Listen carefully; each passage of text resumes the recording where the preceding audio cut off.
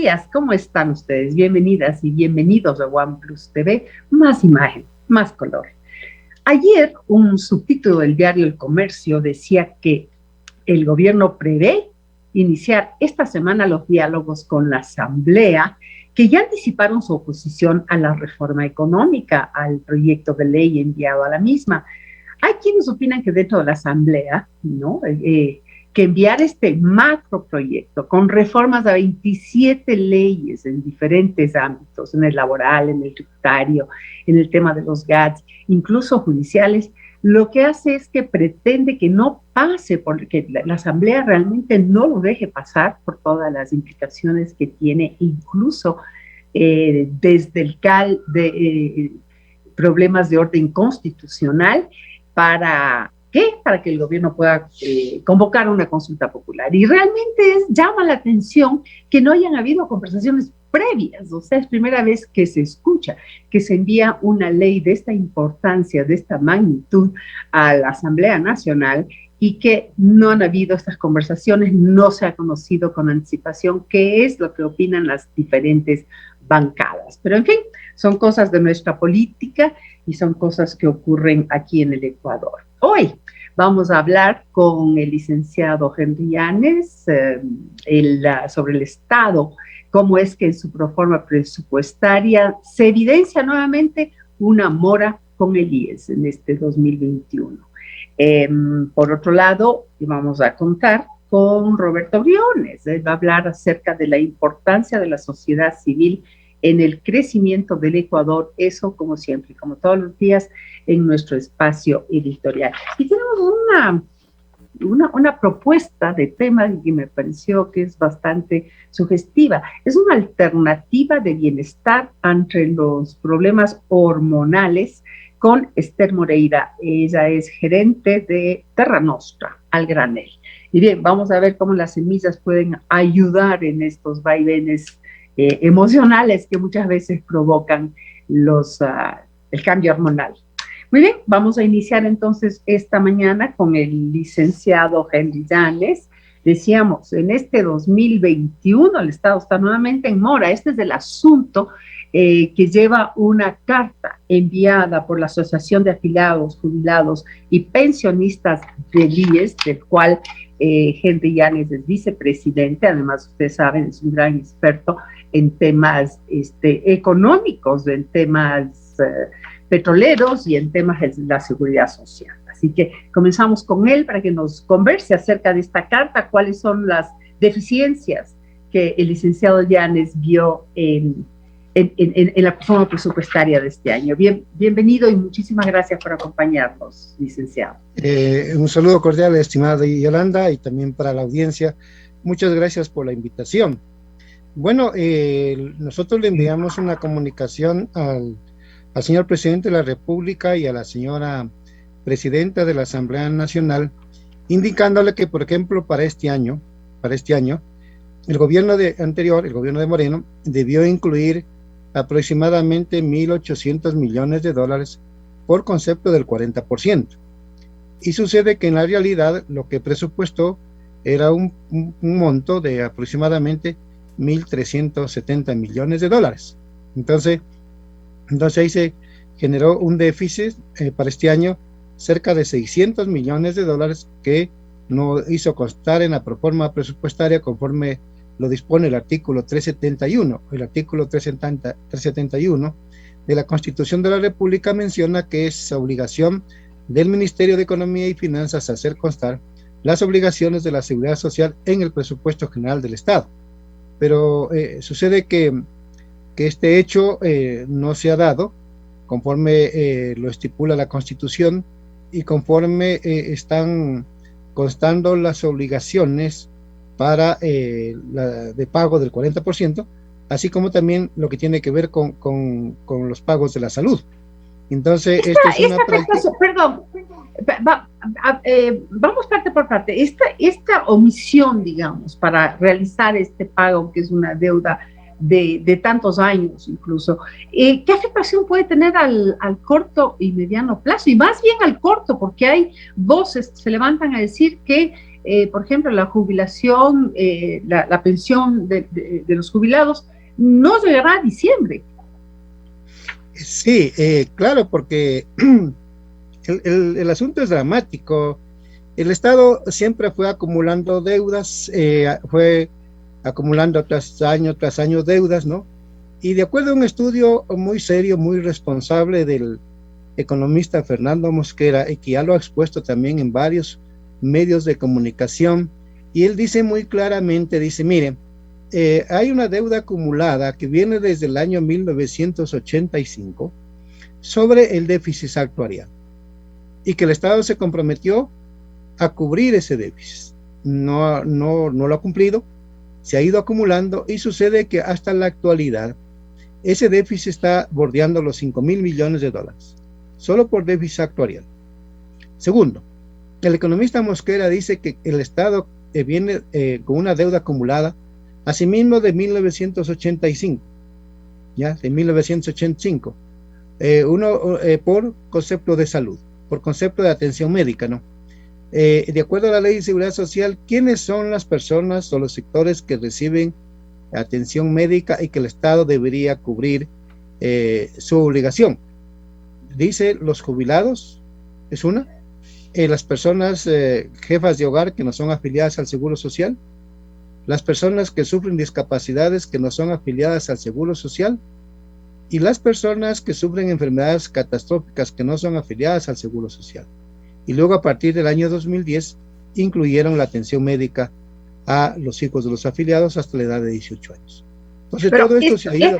Lo que usted está señalando es algo absolutamente insólito, porque no hay negocio, no hay economía familiar que pudiera sobrevivir teniendo esos gastos que no le corresponden, además. Parece que el Estado permanentemente, no el Estado, porque realmente el IES es del Estado, pero parece que los gobiernos no terminan de entender que el IES no es el bolsillo de atrás de donde sacar dinero permanentemente, de donde hacer de eso un botín político, de donde hacer promesas y no sé, y a la ciudadanía, y seguir incorporando temas que no están realmente sustentados en ningún estudio, no están sustentados en ninguna posibilidad real de poder cumplir. Así es, cumplo con, termino con la idea anterior. Sucede que en salud, según el economista Mosquera, desde el año 1985 hasta la actualidad, esa deuda está bordeando los 5.000 millones de dólares. Por lo tanto, en los dos rubros, déficit actuarial y en salud, estamos hablando de 10.000 millones de dólares. En materia del 40%, obligaciones patronales, transferencias al Seguro Social, devolución del IVA del 12% al Seguro Social. El economista Mosquera dice que esa deuda asciende a 10.000 millones de dólares. Por lo tanto, en esos tres rubros existe una deuda acumulada del Estado en contra del Seguro Social, o le debe al Seguro Social 20.000 millones de dólares. Y las inversiones en bonos y en CETES, certificados de tesorería, aproximadamente esa deuda, en cambio ese tipo de inversión, no es deuda, sino inversión, se aproxima a los 9.000 millones de dólares. De manera que el conjunto de obligaciones pendientes que tiene el Estado con el Seguro Social obligatorio bordean los 30.000 millones de dólares, que es el presupuesto general del Estado, aproximadamente del presupuesto general del Estado del año 2021. ¿Ya?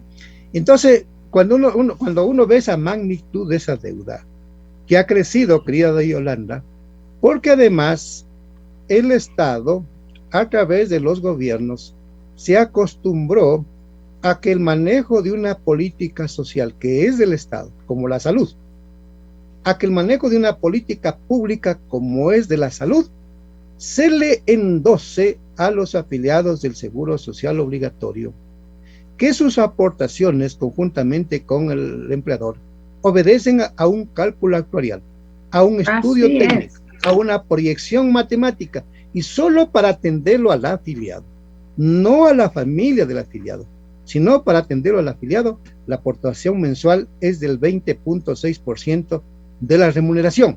De manera que, Yolanda, si usted le saca $1, a ese cálculo actuarial, a esa proyección matemática, a ese estudio técnico de que el trabajador con el empleador deben aportar el 20.6% de la remuneración para atender la prestación de salud en beneficio del trabajador, y para cuando se jubile la pensión jubilar, si usted le saca $1, empieza a generar una desestabilización financiera del Seguro Social. Y no se diga sacándole millones de dólares, como le han venido sacando para responsabilizarnos en mi caso, permítame hablar como primera persona, a que me responsabilice de una atención médica, de una política social, de una política de salud, de personas que no son afiliadas al IES. ¿Acaso que yo soy filántropo? ¿Acaso que yo soy Rockefeller? ¿No es cierto? ¿Acaso que yo soy Carlos Slim? Y todos los trabajadores no son eso, pues para financiar una prestación de salud que le corresponde al Estado. Licenciado, lo que usted dice es gravísimo y todos lo hemos visto cómo ha venido sucediendo durante prácticamente décadas, y la verdad, ¿por qué no ha habido el músculo desde los afiliados para poder frenar esto? ¿Qué es lo que ha pasado? ¿Por qué no hay los canales legales, judiciales, para poder parar este tema? Recordemos inclusive cuando Richard Espinosa hizo desaparecer de los libros, usted recordará mejor que yo el monto exacto, pero hizo desaparecer una cantidad ingente de dinero, simplemente borrándolo de los libros. O sea, es una cosa impresionante lo que pasa con el Seguro Social y el maltrato, en este caso, a los afiliados.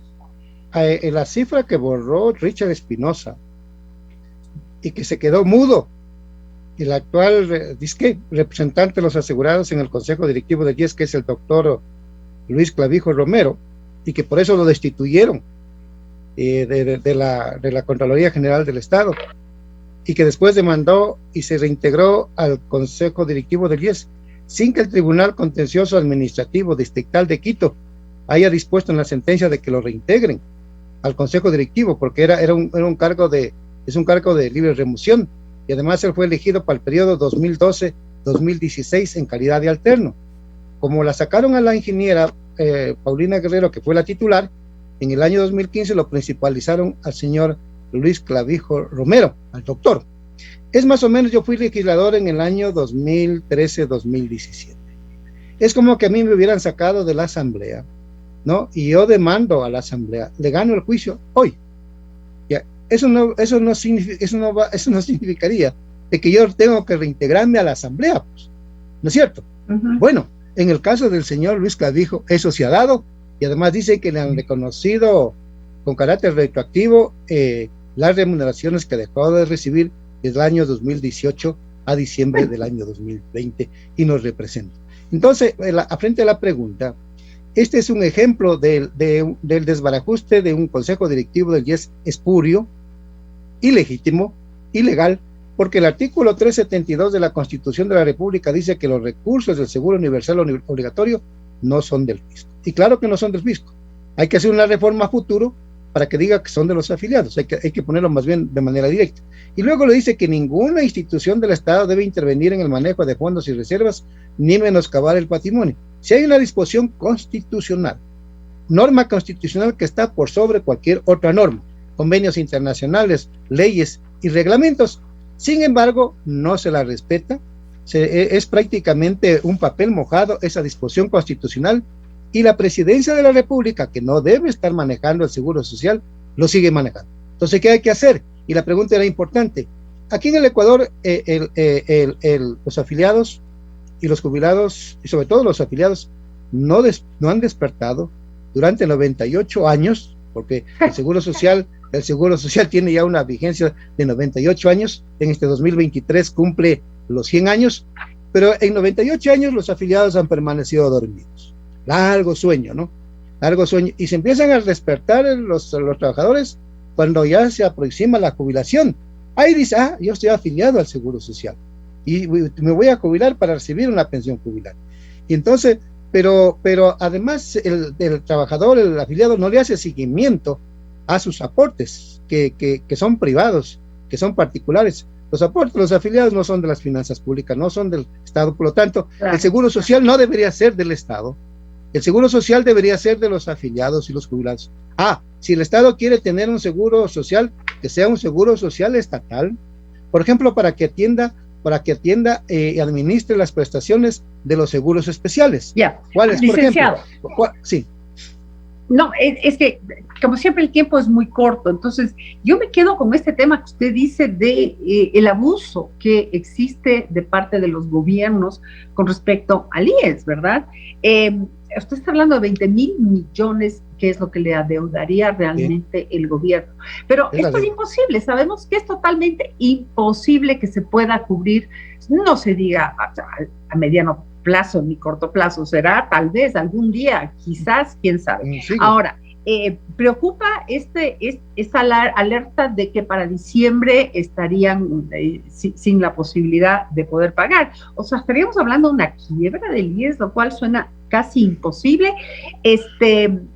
Y usted debe recordar, como vicepresidente de la asociación, una anécdota que se dio en la anterior administración del BIES, cuando allí se decidió, dado a los estudios actuariales y, en fin, basados en estudios muy importantes, que, por ejemplo, la tasa debía subir, la tasa para préstamos, ¿cómo se llama? Hipotecarios. Hipotecarios. Eso dice hipotecarios. Exacto, a 6.99 aproximadamente, cuando se estaba cobrando 5.99. Este fue un estudio técnico. ¿Para qué? Para salvaguardar los dineros de los afiliados, porque no puede haber siempre un saco roto donde haya esta suerte de subsidio que no lleva a nadie a ningún lado. En ese caso, hubo una reacción de los constructores, que son muy poderosos en este país, y Lenin Moreno decide, a través de un Twitter, bajar esa tasa. Una ilegalidad total. Y además decide, no sé si será esa la nueva forma de ser hombre hoy en día, votar al gerente a través de un Twitter. O sea, la cosa más impresionante, cuando además, él ordenó al directorio que lo voten. O sea, una cosa realmente sin nombre, cuando se actuó conscientemente, responsablemente, comprometidamente al elevar esa tasa. Ese es el tipo de cosas y el manejo político y politiquero del IES que ha hecho que hoy estemos en estas. Ahora, ¿será esto justificación entonces para que el gobierno finalmente lo que promueva es la privatización del organismo? No del organismo, del seguro, ¿no? De la figura del seguro social. O sea, salir de Guatemala para caer en Guatepeor. Bueno, y entonces, claro, y entonces el gobierno, si no pagarían las pensiones a los afiliados, a los jubilados o afiliados pasivos, allí va a haber una pregunta de los 550,000 jubilados. ¿Y qué hicieron con mi plata? Si 30 años aporté. Bueno, pero si en 95 años no han dicho nada, ¿por qué van a decir algo ahora? Sí, pero creo que ahora con toda esta crisis que nos afecta, hay una mayor sensibilidad con los ingresos. Entonces, que salga Leonidas Diza a reclamar por lo que no se ha reclamado tanto tiempo, a buscar responsables en un nuevo gobierno que tiene 4 meses, cuando durante tantos años nadie ha hecho nada, nadie ha llevado esto por los canales legales, judiciales. Sí, yo creo que la vía. Usted sabe que hubo una denuncia. Usted sabe que hubo una denuncia de la revista Vistazo. Es más, usted envió una carta en contra de uno de los directores del BIES, en donde, la denuncia que se había hecho, se había encontrado indicios de que él estaría teniendo como un BIES paralelo. En ese entonces, Watted, el ingeniero Jorge Watted, dijo que él iba a investigar, de que se iba a llegar hasta las últimas consecuencias, etcétera. Se fue Jorge Watted, se fue todo el mundo, y ahí sigue esta persona. Ese es el tratamiento. Yo no estoy diciendo que sea culpable o no, pero sí había una denuncia que debía ser investigada. Y sencillamente todo el mundo se lava las manos con respecto al IES. Porque tampoco es que llega a ser de total responsabilidad del gobierno, ¿verdad?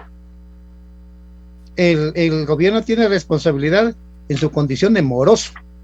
Exacto, porque no paga, pero no paga, también se puede lavar las manos cuando así lo desee. Claro, en su condición de moroso, y por su condición de moroso, al igual que los empleadores que le deben 1.500 millones de dólares, no deberían integrar el Consejo Directivo del IES porque lo prohíbe el artículo 29 de la Ley de Seguridad Social. Y entonces lo que pasa es que aquí en torno, mire Yolanda, que para este año, para el año 2020, se programó un presupuesto de operación del Seguro Social de 8.900 millones de dólares aproximadamente. El 70% del presupuesto se financia con los aportes de los afiliados y luego con rendimientos financieros, ¿no? Y esa es la cantidad enorme de dinero, y en el Seguro Social se compran anualmente 300, 400 millones de dólares en medicamentos. El señor Paul Granda dijo en marzo del año 2020 que se había programado 500 millones de dólares para comprar medicamentos, para manejar la salud. No oigo nada.